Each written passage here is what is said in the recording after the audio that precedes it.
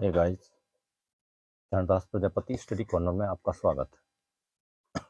भारत का संविधान, इसके अंतर्गत भाग 6 राज्य, अध्याय 1 साधारण, अध्याय 2 कार्यपालिका, राज्यपाल। इसका अध्ययन करने के बाद अब हम अनुच्छेद 163 में मंत्रिपरिषद के संबंध में अध्ययन करने के लिए प्रस्तुत हैं। सवाल उठता है कि संविधान की आवश्यकता क्या है, हमारे लिए क्या अहमियत है। तो यह तो तय है कि हमारे प्रत्येक कार्यकलाप, सुबह से लेकर शाम तक, जन्म लेने से अंतिम समय तक, इन सारे कार्यों को प्रभावित करता है संविधान, कानून, कानून का दस्तावेज। तो आइए हम अपनी जानकारी बढ़ाएं संविधान के संबंध में और हम जानें कि हमारे संविधान में क्या क्या है। इससे पहले कि आपसे एक रिक्वेस्ट है, निवेदन है कि यदि चैनल में नए हैं तो सब्सक्राइब करें, वीडियो को लाइक करें, शेयर करें और कमेंट बॉक्स में अपने विचार कमेंट अवश्य करें। तो हम आते हैं अपने विषय पर। मंत्रिपरिषद, इससे संबंधित अनुच्छेद 163 और 164 में जिक्र किया गया है। आज हम सुविधा की दृष्टि से वीडियो अधिक लंबा ना हो, इसलिए एक ही अनुच्छेद को लेते हैं। अनुच्छेद 163, राज्यपाल की सहायता और सलाह देने के लिए मंत्रिपरिषद।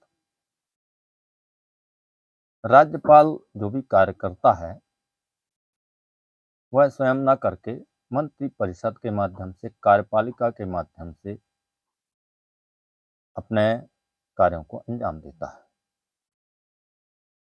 आखिरकार यह मंत्रिपरिषद कैसी व्यवस्था है? इसमें अनुच्छेद 163 में खंड 1, खंड 2, खंड 3 है। तो पहले खंड में कहा गया है, जिन बातों में इस संविधान द्वारा या इसके अधीन राज्यपाल से यह अपेक्षित है कि वह अपने कृत्यों या उनमें से किसी को अपने विवेकानुसार करे,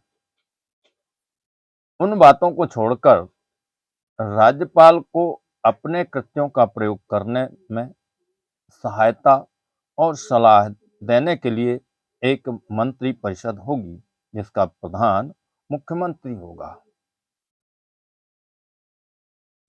खंड 2 की व्यवस्था, यदि कोई प्रश्न उठता है कि कोई विषय ऐसा है या नहीं जिसके संबंध में संविधान द्वारा या इसके अधीन राज्यपाल से यह अपेक्षित है कि वह अपने विवेकानुसार कार्य करे,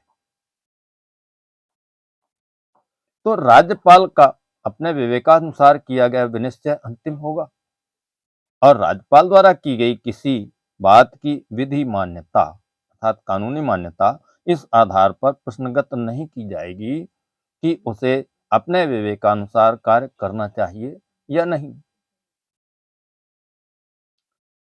खंड 3 में इस प्रश्न की किसी न्यायालय में जांच नहीं की जाएगी। क्या मंत्रियों ने राज्यपाल को कोई सलाह दी, और यदि दी तो क्या दी, इसके संबंध में न्यायालय जांच नहीं कर सकता, नहीं करेगा। तो यह रहा अनुच्छेद 163 का अध्ययन। आशा है वीडियो आपको पसंद आया होगा।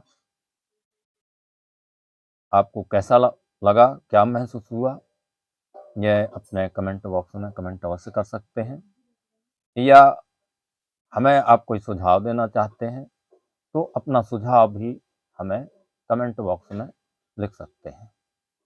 आपका सुझाव हमारे लिए बहुत महत्वपूर्ण है।